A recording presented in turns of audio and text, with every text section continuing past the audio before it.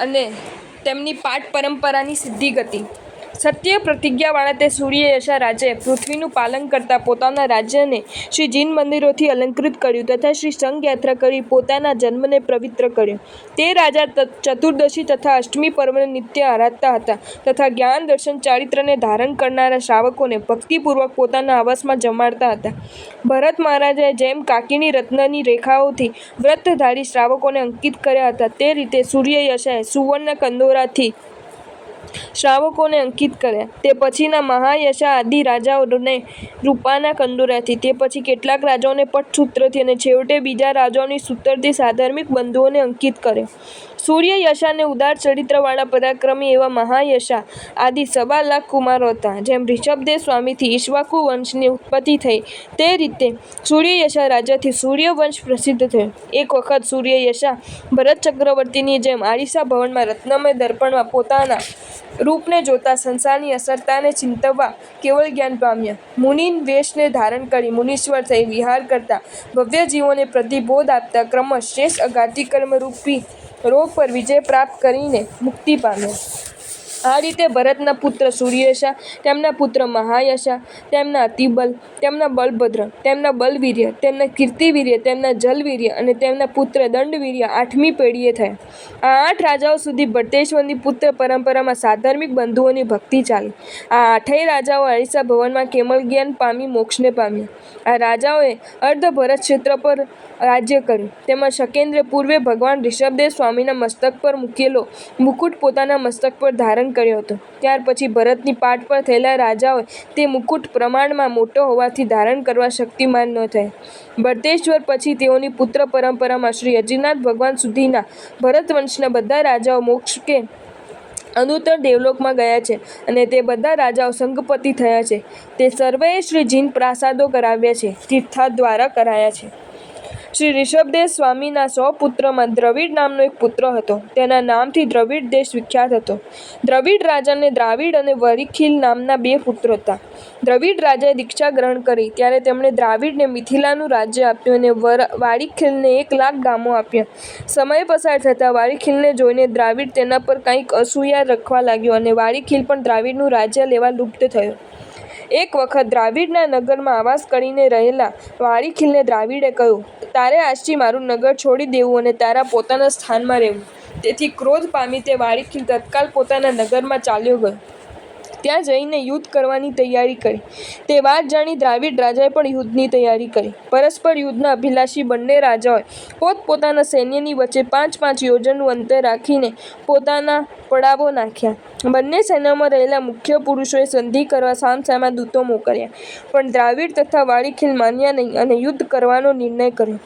બંને સૈન્યોમાં તે સમયે 10 કરોડ પાયદળ, 10 લાખ રથો, 10 લાખ હાથીઓ, 50 લાખ ઘોડાઓ તથા સંખ્યાબંધ રાજાઓ હતા. ત્યારબાદ યુદ્ધનો દિવસ આવ્યો ત્યારે બંને સૈન્યો યુદ્ધભૂમિ તરફ ચાલવા લાગ્યા અને યુદ્ધભૂમિ પર ઘોર સંગ્રામનો પ્રારંભ થયો.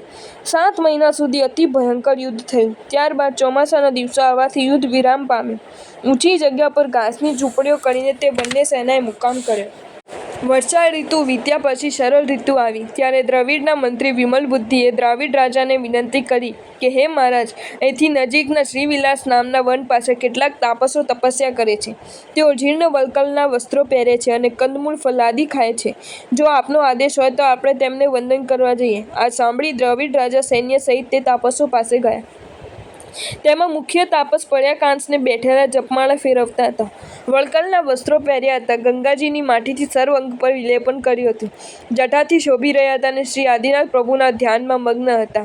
અન્ય તપસ્વીઓ તથા બીજા ધર્મોથી લોકો તેમની સેવા કરતા હતા. યોગ્ય સમયે હાથરૂપી પાત્રમાં ફળ ફલાદીનો આહાર કરતા એવા તે સુવલ્ગુ નામના તપસ્વીને દ્રાવિડ રાજાએ પ્રણામ કર્યો. સુવલ્ગુ ઋષિએ પણ ધ્યાન મૂકી રાજાને આશીર્વાદ આપ્યા. પછી રાજા પરિવાર સહિત તેમની પાસે યોગ્ય સ્થાને બેઠા. ત્યારે સુવલ્ગુ ઋષિ નિર્મળ વાણીમાં દ્રવિડ રાજાને ઉદ્દેશીને બોલ્યા, હે રાજન, આ સંસાર સાગરની ઉર્મિઓ જેવો અતિ ચંચલ છે. તેમાં વિષયના વામણાઓમાં અટવાઈ પ્રાણીઓ ડૂબી જાય છે. સન્માર્ગે ચાલનારા પ્રાણીને પણ વિષયો દગો દે છે. વિષયોને વશ થયેલ જીવ સંસારમાં તીવ્ર દુઃખોને ભોગવે છે. વિષયોથી પણ અતિદા રૂપ કશાયો છે. ક્રોધ આત્માના સર્વ પુણ્ય કર્મોને બાળી નાખે છે.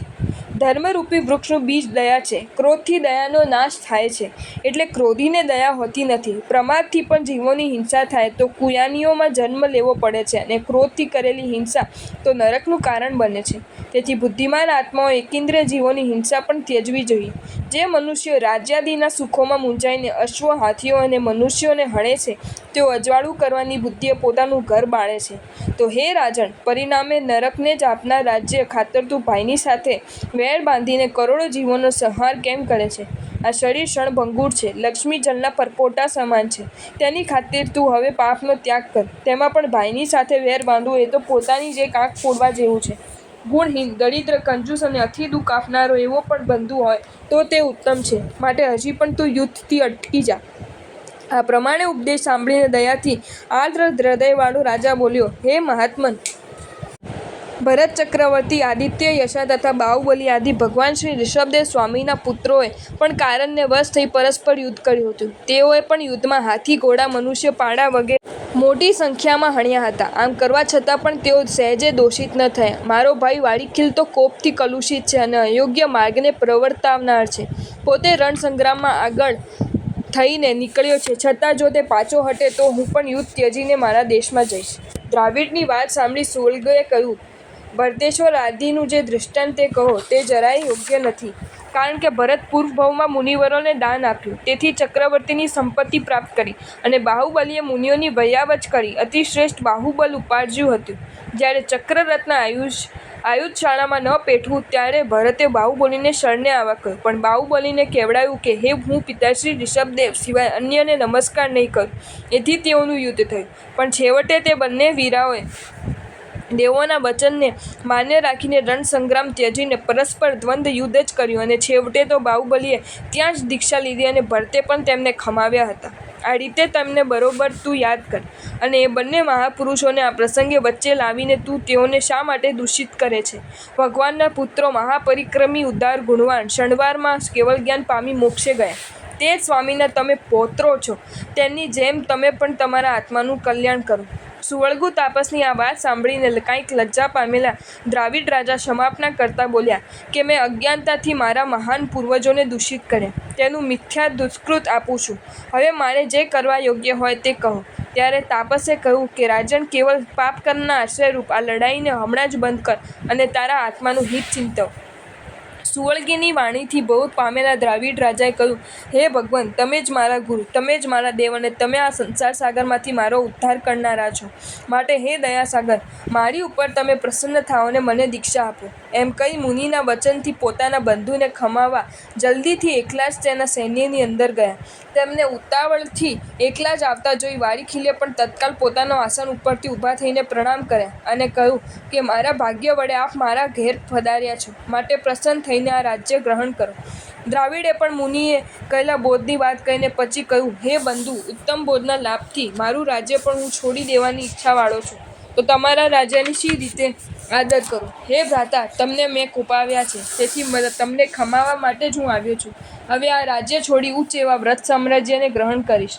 વડીલ બંધુની આવી ધર્મયુક્ત વાણી સાંભળી વાળીખીલ બોલ્યો, પ્રથમની માફક પૂજ્ય વડીલ બંધુનો સેવક એવો હું પણ વ્રત સામ્રાજ્યને જ ગ્રહણ કરીશ. એવી રીતે પરસ્પર વિચારણા કરી બંને રાજા સૈન્ય સહિત વ્રત લેવાની ઈચ્છાવાળા બનીને સુવલ્ગુ માણી પાસે ગયા. પોતપોતાના રાજ્ય ઉપર પોતાના પુત્રોને બેસાડી મંત્રી સહિત 10 કરોડ મનુષ્યોની સાથે તેમણે તાપસી દીક્ષા લીધી. જટાને ધારણ કરનાર, કંદમૂળ ફળને ખાનારા, ગંગાની માટીથી અંગે વિલોપન કરનારા, પ્રતિદિન ધ્યાનમાં લીન મૃગના બચ્ચાઓની સાથે વસતા, જપમાળાથી શ્રી યુગાદી પ્રભુને નિરંતર જપતા, દોષથી વર્જિત અને હંમેશા સરળ ગુણવાળા તે બધાએ તાપસપણામાં લાખો વર્ષ પસાર કર્યા. એક વખત નમી રાજર્ષિના 2 વિદ્યાધર મુનિ શિષ્યો ત્યાં ઉતર્યા. તેઓને જોઈ સર્વ મુમુક્ષુ તાપસોએ તેમની ભક્તિથી નમસ્કાર કરી પૂછ્યું, હે મુનિઓ, તમે ક્યાંથી આવો છો અને ક્યાં જવાનું છે? મુનિઓ બોલ્યા, અમે શ્રી જિનેશ્વર દેવની સેવા માટે પુંડરીકગિરિએ જઈએ છીએ. તે પછી તેમણે શત્રુંજય ગિરિ સંબંધી પૃચ્છા કરી. તેથી તેમના ઉદ્ધાર માટે વિદ્યાધર મુનિએ આ પ્રમાણે વૃત્તાંત કર્યો. સૌરાષ્ટ્ર દેશમાં શ્રી શત્રુંજય ગિરિરાજ જયવંતો વર્તે છે. તેના ઉપર તે તીર્થના પ્રભાવથી અનંત જીવો સિદ્ધ થયા છે અને ભાવિમાં ઘણા સિદ્ધ થશે. ત્યાં યુગાદી પ્રભુ રહેલા છે. જેમ સૂર્યના ઉદય થવાથી અંધકાર નાશ પામે છે, તેમ તે તીર્થમાં ક્ષણવારમાં હત્યાદિક પાપો નાશ પામે છે. શત્રુંજય ગિરિનો આવો મહિમા સાંભળી તે તપસ્વીઓ તે બંને મુનિઓ સાથે ચાલ્યા. જીવની જતનાપૂર્વક ચાલતા અને જે મળે તેનો આદર કરતા તેઓએ આગળ જતા એક સરોવર જોયું. તાપની શાંતિ માટે તેની પાળ ઉપર ગયા અને જીવ રહીસ્તાને વૃક્ષોની છાયામાં વિશ્રામો લેવા ગયા. તે બીજા હંસોથી વીંટાઈ મરવા પડેલા એક હંસને તેઓને જોયા. માણસો આવેલા જોઈ ભયથી બીજા હંસો તે હંસને છોડીને ચાલ્યા ગયા. તે વખતે તાપસોમાંથી એક દયાળુ મુનિએ ત્યાં જઈ પોતાના પાત્રમાંથી જળ લઈને તેના મુખમાં નાખ્યું. તેથી તેને થોડીક શાંતિ થઈ. પછી તે મુનિએ હંસને અંતિમ આરાધના કરાવતા કહ્યું, હે જીવ, ઘણા દુઃખદાયક આ સંસારમાં તને 4 શરણ હોય. જે ભાવમાં જે જીવોની વિરાધ્ય હોય તે સર્વ જીવોને તું ખમાવ અને તેઓ તને ક્ષમા કરો. હવે તું શત્રુંજય તીર્થનું અને શ્રી આદિનાથ પ્રભુનું સ્મરણ કર. આ પ્રમાણે કહી તે મુનિએ તેને વારંવાર નવકાર મંત્ર સંભળાવ્યો. પંચ નમસ્કારના સ્મરણથી પીડા રહિત થયેલો હંસ સમાધિપૂર્વક મૃત્યુ પામી સ્વધર્મ દેવલોકના ઉત્તમ દેવ થયો. મુનિના ઉપદેશથી સર્વ તાપસે પણ પોતાના મિથ્યત્વની ક્રિયા છોડીને જિનેશ્વરોક્ત વ્રતને અંગીકાર કર્યો. વ્રત પ્રત્યે વિશેષ આસ્થાવાળા થઈ મુનિઓની અનુજ્ઞા લઈ તેઓ શત્રુંજય તરફ ચાલ્યા. માર્ગમાં જતનાપૂર્વક ચાલતા શ્રી સિદ્ધાચલના દર્શન થતાં આનંદ પામ્યો. પછી તેઓ તે ગિરિવર પર ચડ્યા. ઉપર રાયન વૃક્ષને 3 પ્રદક્ષિણા કરી શ્રી આદિનાથ પ્રભુને નમસ્કાર કર્યા અને પ્રભુના ગુણો ગાવા લાગ્યા. તે 2 મુનિઓને તેમણે કહ્યું, હે સાધુઓ, તમે આ ઉત્તમ ક્ષેત્રના પ્રભાવથી અહીં કેવલ જ્ઞાન પામી મોક્ષે જશો. જેથી તમારા આ ક્ષેત્રમાં જ રહેવું. આવી રીતે આદેશ કરી તે બંને દેવર્ષિઓ પોતાના કાંતિથી પૃથ્વી અને આકાશને પ્રકાશ કરતા આકાશ માર્ગે ચાલ્યા ગયા. જો તમને આ વિડીયો ગમ્યો હોય તો આ વિડીયોને લાઈક કરો અને મારી ચેનલ જૈન ફેક્ટ્સ એન્ડ સ્ટોરીઝને સબસ્ક્રાઈબ કરો. ધન્યવાદ.